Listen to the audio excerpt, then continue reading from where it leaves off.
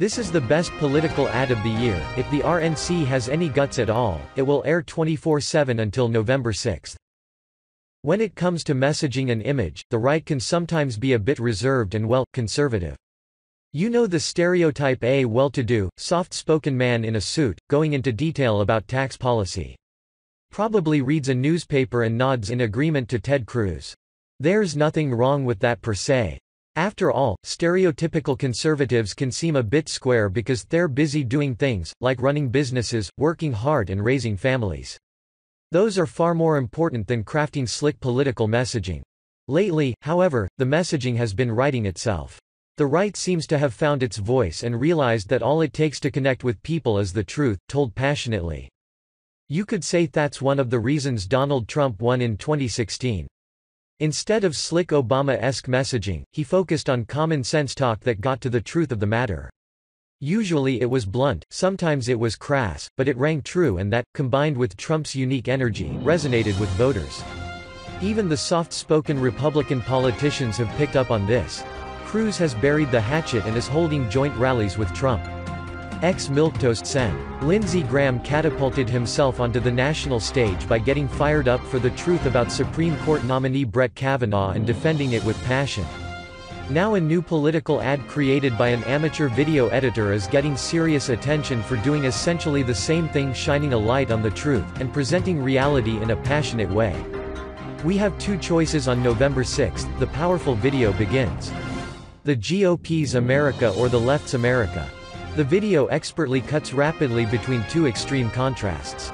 On the side of the right, the economy is booming.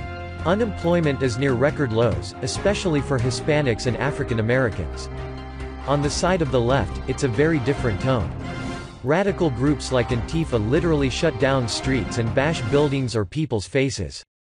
Instead of distancing themselves from this appalling behavior, Democrats such as Hillary Clinton, Maxine Waters and Eric Holder all but endorse it with language that excuses violence.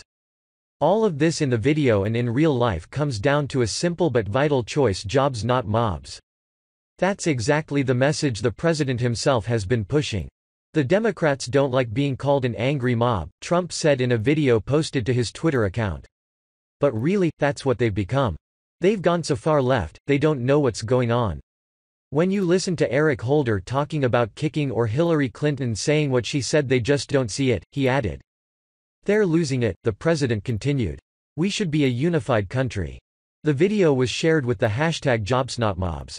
Democrats produce mobs and Republicans produce jobs, he echoed in a campaign appearance in Montana.